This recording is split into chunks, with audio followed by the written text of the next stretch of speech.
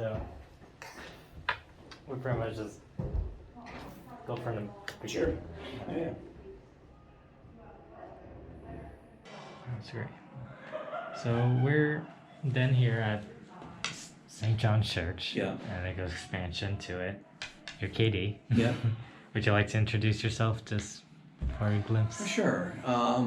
My full name is KB McConnell.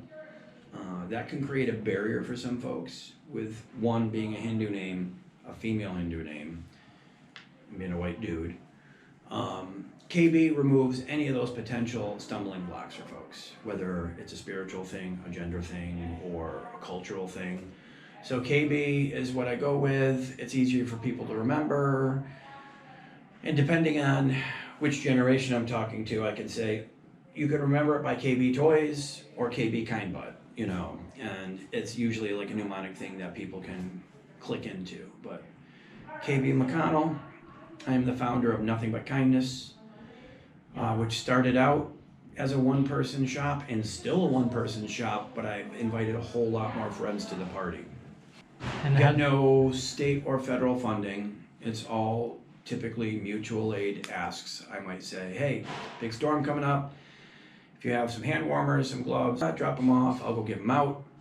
I like to consider myself kind of more like air traffic control resources. This space is primarily used for the community kitchen, Mana Community Kitchen. And it was built out specifically for that use within the last 2 years, like right before COVID shutdown happened. This place was finished being built. And they originally did that because where the meals used to be held in the cellar, if you were in a wheelchair, you weren't getting down to the meal. Yeah. Or if you had any kind of moving restrictions. So Lee Anderson and the Mana board were able to negotiate with the church and get the addition built and the whole kitchen built out and all of this space that you see in the elevator. And through affiliation with Lee and a super ton of persistence, like calling him all the time, I was like, he basically, after the fire under the bridge, the South Street Bridge last February, Harm Reduction Hedgehogs came in to help me out. That's Jess, one of the other folks that work here. Nothing But Kindness showed up, and Lee was sending down clothing and food, because I would often partner with him for programs or incidents. So out of that, the three of us, and Kate was there, we were like, we need to do something, this is ridiculous. And literally out of that tragedy, this space was born. And it was only supposed to be for 4 weeks, and we're rolling up on a year. And we got funding or approval for another 2 years until the Resiliency Hub comes in. How did you end up coming across the church? Why did you pick this spot here? Originally, it was the only community meal when I was unsheltered.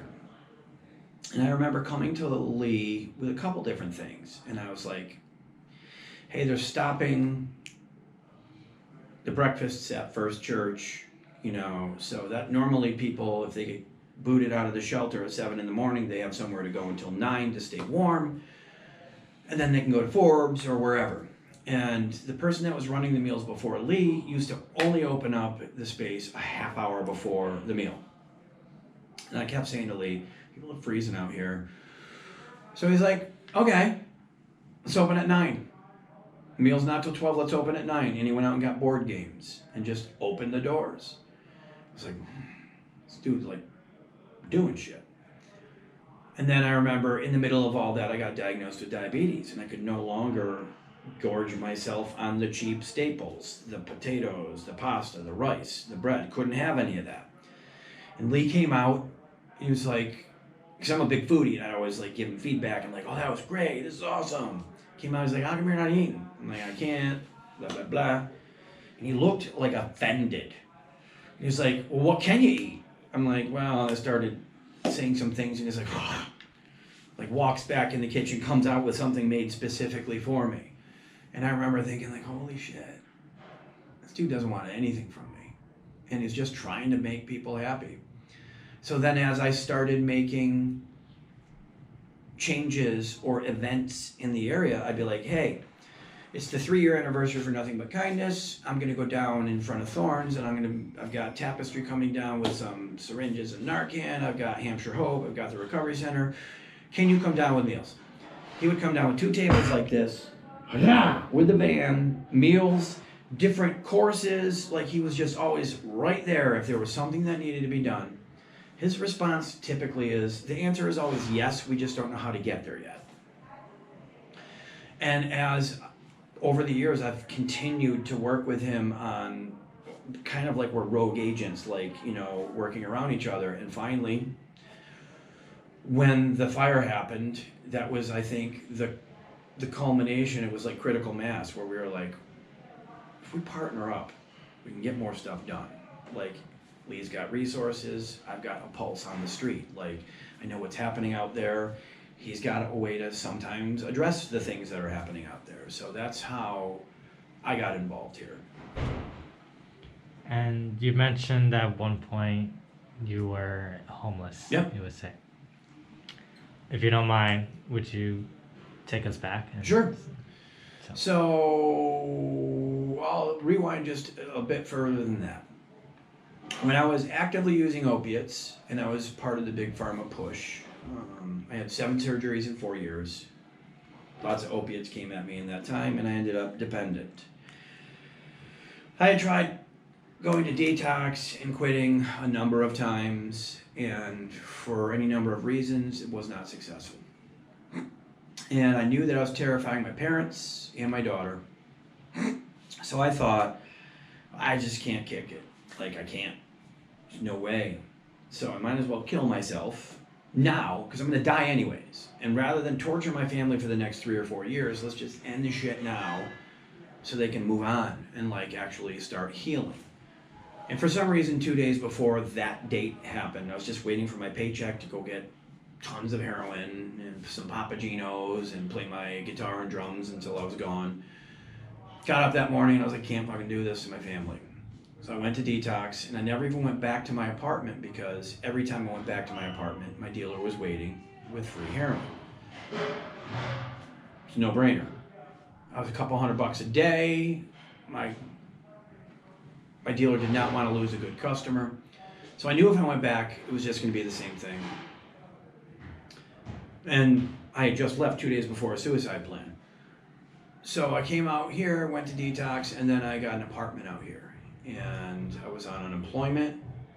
I had previously worked as a contractor for Homeland Security, so I was making crazy money. So my unemployment was good, paying my child support, my rent, everything. And I was like, okay, let me just take a pause here and not relapse. I'm in a community where I didn't know people intentionally, changed my phone number, shut down social media for a while. And my attorney at the time was like, hey, you're almost in month 4 of your unemployment. It's going to take us a while to get through all the paperwork, so you need to apply for disability so that you can continue working on your sobriety when your unemployment runs out. I remember saying to him, well, it says down the bottom that I certify I'm willing and able to work. And he's like, this happens all the time, just don't worry about it. So I take his advice, I do that, and a week later I get a call from unemployment because my check hadn't come in like normal. And I was like, where's the check? Rent's due in like 3 days. They were like, you've been flagged for fraud. You just put down that you're willing and able to work, but here's a disabled application. So they said, not only are we cutting off your unemployment for fraudulent use, you owe us the last 6 weeks, because that's when you filed this paper. 3 days later, I was evicted from my apartment. Clearly, I ended up evicted and houseless, unsheltered, lost all my belongings out here, you know. Did not know, I did not have street savvy, you know, experiences. So I ended up, as part of the system, I ended up unsheltered. What was the turning point for the substance? Let's start with that one. I just didn't want to die on my daughter or die on my parents. That was the only thing. It was family. It was just, I knew I was torturing them. And regardless of how bad of a situation I was in, I was very aware that I was torturing them. because I was tortured. Yeah, that was a turning point for me. It was October 6, 2015. Woke up that morning and got in my car. And a turning point for getting out of the position of shelters and things like that. I'm still not navigated through the system there, and part of me doesn't want to, because I want to be in the fucking fight. I want to know right when shit goes down so I can go advocate for people. I think it's important for me and for them to see camaraderie and like, I'm going through this with you. I might have different options, but I'm out here, I'm trying something different kind of thing. For me, the big turning point was seeing how people were getting disrespectfully ignored and coerced into things and told to wink and nod, create these other problems to get their basic needs met because they were compromised. Whether, again, do you have a legal history? You know, are you hiding from a domestic abuser? Are you currently on substances? Any of that shit. I got none of that. So my turning point was like, oh, I can use this shit to our advantage. And if my daughter were out here, I hope someone will be looking out for her like I'm gonna look out for this person. Or if this was my father. I was very often supporting people that were my parents' age, my grandparents' age, my daughter's age, and I would see that in these people and know that somewhere that's somebody's KB, you know. And maybe it doesn't even have to be about the person that I'm helping. It's, I don't want another child to grow up parentless or a parent to lose a child or any of that stuff. So I would say that a big turning point for me was realizing the power I had in my shitty demographic. How would you say you were treated by people, and how did that end up affecting you?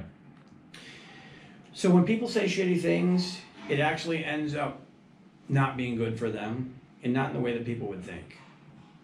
I end up adding different fucking initiatives onto Nothing But Kindness. If someone does something so egregious, someone that was holding space at a shelter that I was at told me not to forget that I was homeless and that I'm homeless and don't get ahead of myself. You're in a homeless shelter and you're a homeless person and don't forget it. I was like, oh, not only am I coming for your job, but I'm gonna change your organization. Both of those things have happened. She was a tough lover. Like, oh, you need to realize I need to break you down. No, you fucking don't. You don't. Fucking lift people up. They already know all the shit. They already got their shit. Give them a reason to look forward, to take a step to wake up that day. But there have also been amazing people. People that I'm working with here. Everyone walks in this building with the intention to do good for somebody else every single day. It's not a corporate job where you just, I need a paycheck or I just need a job. Most of the people here are not getting paid and they come here with that intention to do something good. So I love coming here because of that. Would you say you learned anything about people? Every single day. Both Every ends? single day. Both sides. All sides. Because I was fortunate enough to have the experience of having my life exploded and survived it, I'm able to try to share some of those pathways with other folks. If they want. How would you say this space differs from others? Low barrier access. You don't need to provide an ID. You don't need to give us a reason. You don't need to belong to any group or subclass. If you show up at the door and say you need help, it's good enough for us. What does this place provide for people? A lot of different stuff.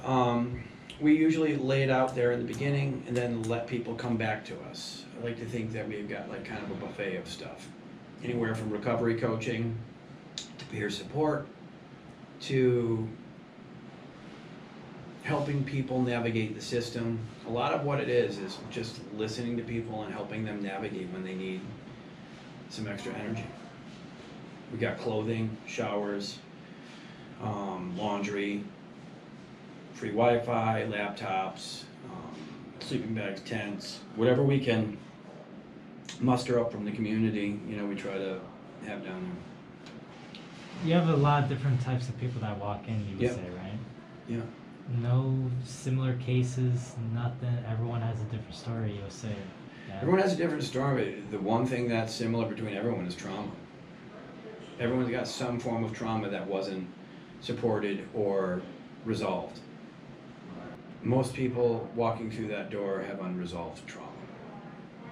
We try to respond that way. What's the future like? Look for this place. What's the goal? So the goal for the center, in my opinion, is we create the program that the Community Resiliency Hub is going to use moving forward. We know the population, we work with the population. Some of us are the population, and that's different than anything that's done here before. You know, I'm pretty sure the ServiceNet CEO, Stubbs, never slept under the bridge. Now, that's not saying anything bad about her, but she's got a very different perspective of what fucking cold is, you know.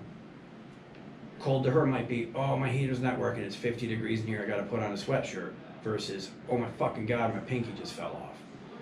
So, for me, being the ability to continue having the conversation with folks and continue trying to bring lived experience to the conversation and less judgment. And I think that's everybody's goal here, you know, that at least works with me in the center. I saw a study done, I believe it was in 2017, that the higher population of homeless people were men, were alcoholics. Mm-hmm.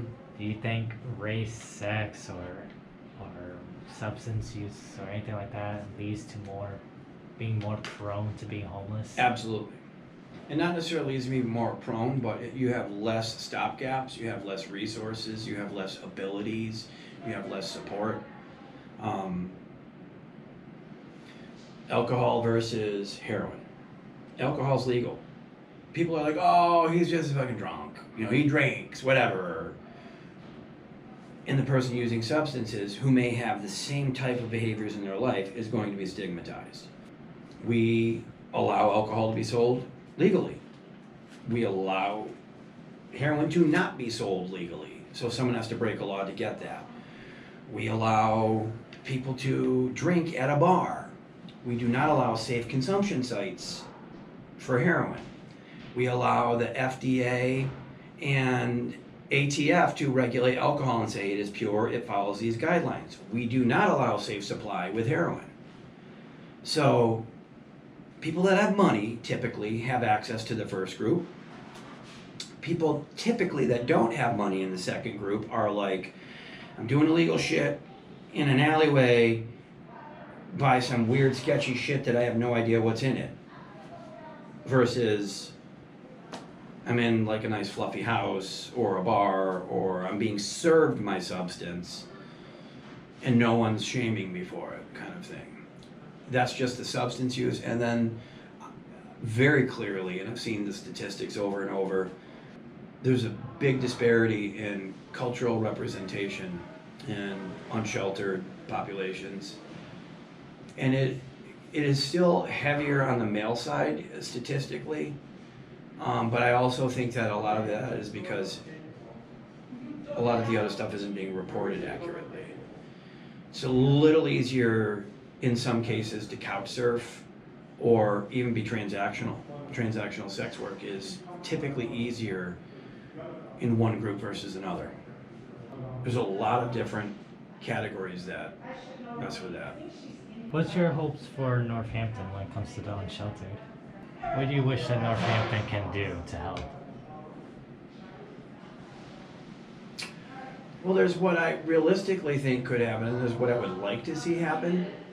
I would like to see empty buildings be penalized and fucking crushed financially. Because it is fucking sickening the amount of empty churches we have here right now that are being held up for money and not putting people in them. Unless you have a process that says, I don't have the money to do this yet, I'm applying for this or that. A lot of these buildings are owned by people not even in this community. I would like to see there be big penalties on empty buildings. On another side of that, I would like to see the community more engaged and figure out ways to help reduce some of these stigmas. Because when people actually get to spend time with our folks, it changes the way that they see these things. but a lot of times there are very big barriers, or we're not sharing the same space where they would have that luxury of spending that time with those people. What can I do to help? If you were in my shoes, Yeah. as a college student, 19, Yeah. borderline broke as well Yeah. for school, what can I do to help? Get this in front of as many people as possible. Give it your care and feeding to make the end product. Somehow fucking get this to the Associated Press, or, you know, the Gazette, or it doesn't need to be this grandiose thing, but the more people that have this conversation, I'm going to be on NPR next week. So, like, the more people that have these conversations, I get calls every week. My brother, my sister, my son, don't tell anybody but this or that, you know, and people shouldn't have to hide in the shadows and say these things out of fear to someone over the internet anonymously. You know, I hid all this shit. I was mortified. The stigma ratio of the rich people making the fucking problem versus the people that are stuck with dealing with the problem, I'd like to see that gap be less. And I see things like that, like Peter with the Haymarket Square, fucking awesome person, walking the walk, has the common bowl. You can't eat, go in there, you can get something to eat. Pastor Steph, Lee, I'm seeing people like that come forward. But it's crazy that they're the exception and not the norm. And I would like to see a more compassionate and less judgmental community. Because chances are, some of these judgmental people are going to deal with it, whether it's them or a loved one, and they're going to wish that things were different. And then it's too late. The shit I change right now for people will not likely affect these people as impactfully as it will the next generation coming down the pike. Churches have been inviting me in to talk about, you know, how to help and things like that. Again, never thought I'd be in a church. And I'm in like 6 of them now. They're the ones doing it. They're the ones on the streets. Not all of them, but the ones that are kicking ass. And I'm proud to be in the trenches, elbow to elbow with them. Okay, V. It's been amazing. Well, I want to give you the chance and say whatever you want to the camera. Give your opinion, shout out to Nothing But Kindness. I want to give you that moment. What I would like to say, actually, this is KB McConnell with Nothing But Kindness, and I'm hoping that you can find an opportunity to allow someone to be kind to you, to be kind to yourself, and I would like you to try to find an opportunity to be kind to someone else with nothing in return. Pay it forward. See you in 2022.